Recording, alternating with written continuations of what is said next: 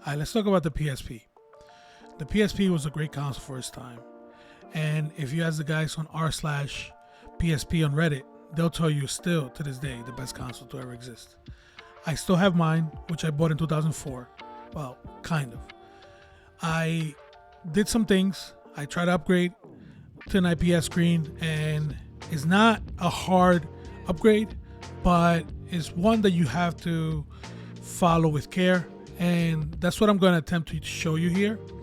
I made some mistakes, and I had to rectify those mistakes with money, but at the end, I got a working PSP with an IPS screen that looks better than the original. So stay tuned as I attempt to show you how to upgrade your PSP Fat to an IPS screen. So here's my old PSP.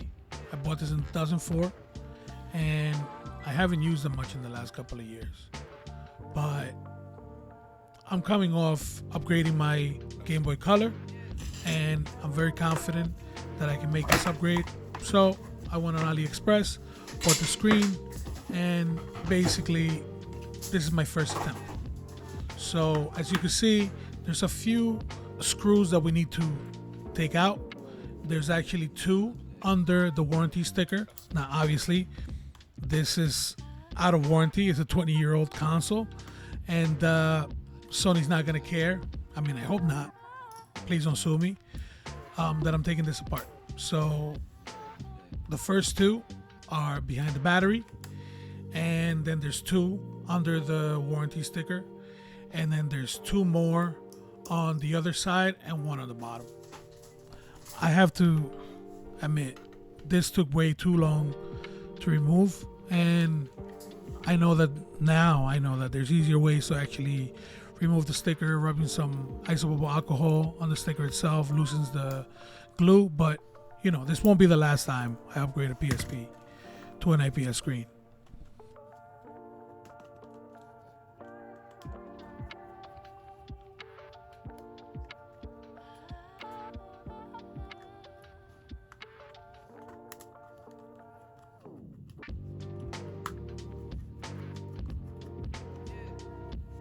So prying on the faceplate, I actually start by the shoulder buttons, and then I put a small pick in between and just try to pull it apart.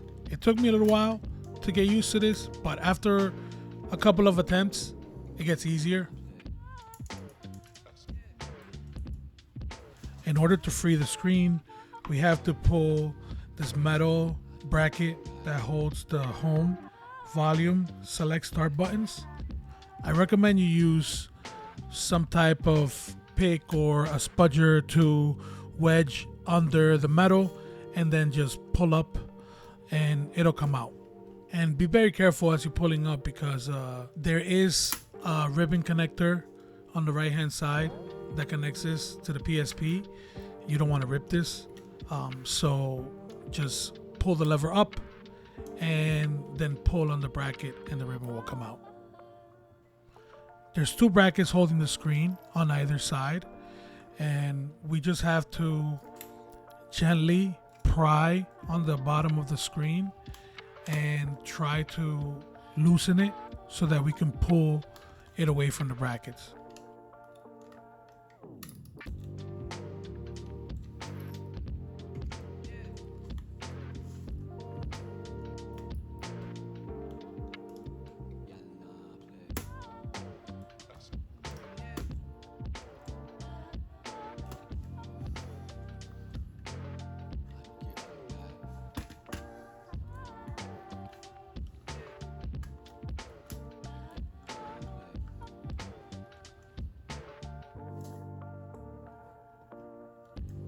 Now that you have it out, be very careful.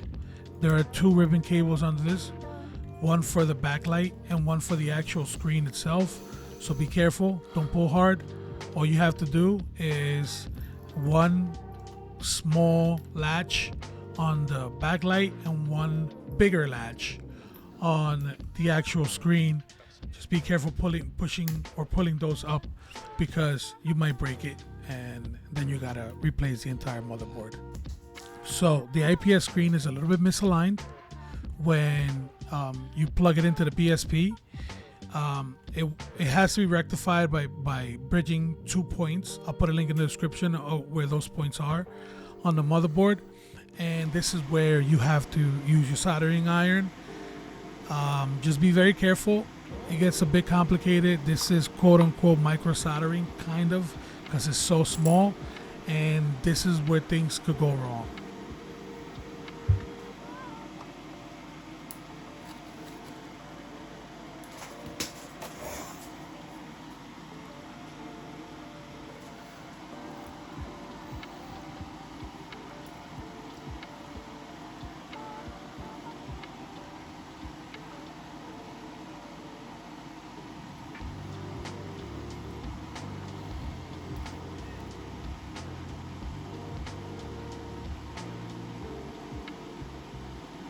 So here's where I'm thinning the wire that I'm about to use to bridge the 2 points.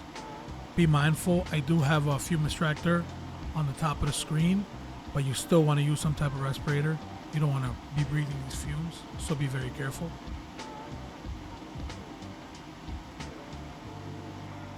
So here's where I made the first mistake of this whole entire repair. And it's not really a repair. I could have left this as is. I should have just bought PSP from eBay and experimented that way before I tried to make this, but too late.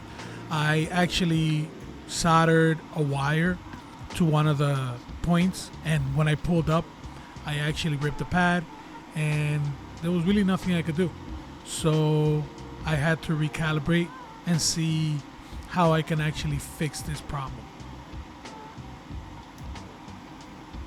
So I went on AliExpress, bought this Tom Love microscope, and went to see what disaster I had created. I mean, I created a freaking hole where the pad used to be, and I'm gonna have to fix this, and the only way to fix it is by getting a new motherboard. And here we are at my favorite spot, ebay.com. And what I'm gonna search for is PSP for parts, and you have a bunch of different PSPs that come up.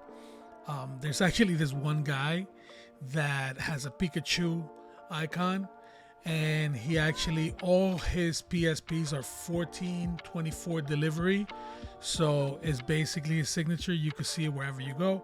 But anyways, I usually go for buy it now, and I look for something in the 20 to 30 price range, to see, and I usually look for whether the warranty sticker has been tampered with. That basically tells you if the person went in, he couldn't fix it, he's just hawking you a piece of crap. So be careful. Just make sure you look at all the pictures and ask a lot of questions from the buyer. So here's what I found. I think it's beautiful. The only thing wrong with it is that it has a broken screen, and that's perfect for what we need. So I bought it. So here's this beautiful thing. After a few days of waiting and looking at my eBay screen over and over, hoping that the tracking would change, it finally arrives.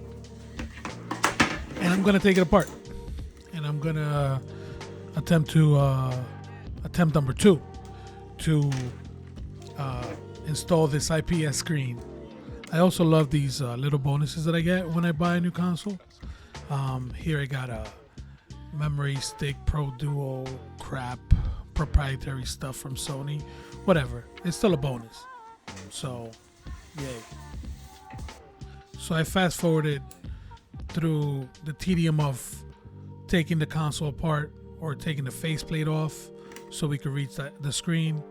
And here's the same process, basically what we were before, just taking off the bracket and then dislodging the screen so that we could get at the 2 points that we need to solder. And this, hopefully, this time I do it right.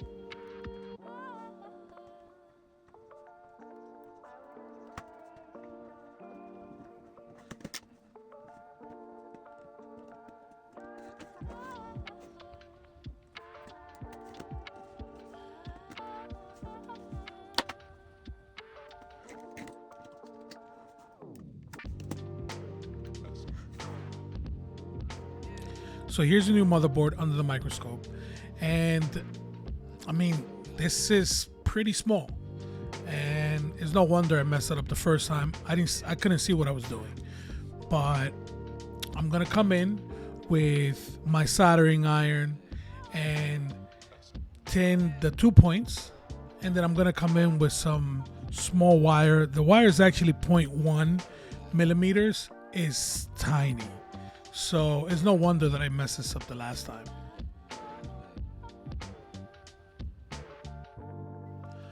I freaking suck at this. There's no other way to put it. I'm using the flux to try to keep the wire down, but no matter what I do, it's just not connecting to the 2 points. And yeah, it's just a lot of trial and error. I connect one point, and when I try to connect the other point, the first point gets disconnected. But eventually, I able to connect both by holding it down with the X-Acto knife. And it looks ugly, and I'm not gonna apologize about that, because the end justifies the means, and this is not an end product yet. You'll see it in a minute. But I come in and I cut it a little bit, not too much. I don't want to cut into the PCB. I cut the wire a little bit, and then I move it out of the way, and then I try to come in and do the same thing on the top.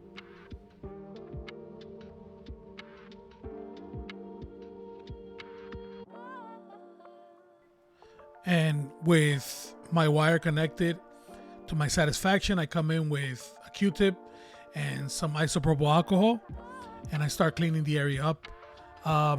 You don't want to keep this mess around, especially flux.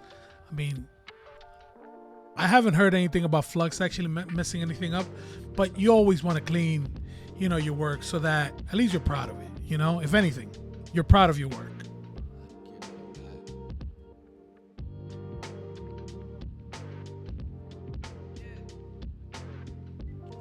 And with that, we're done.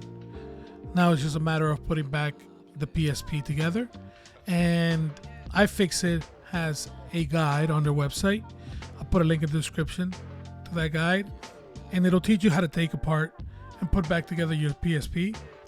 And also keep track of your screws, because you're going to have to know exactly what screw goes where. And what I usually do is I keep my iPhone next to me, and I take pictures of every screw that I take out, and it's been helpful to me, so hopefully it is helpful for you too.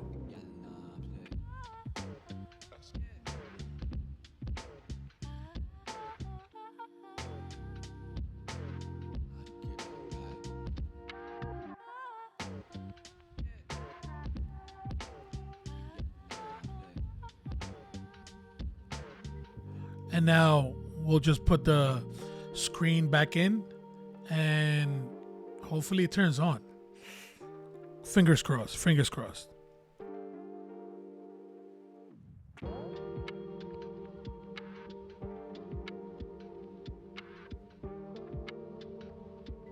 Time for the moment of truth. Nice. Yup. And it's a bit brighter. I do have to give it that. It is brighter. I like it. And after resetting the battery and closing everything up, we'll check if the PSP still works.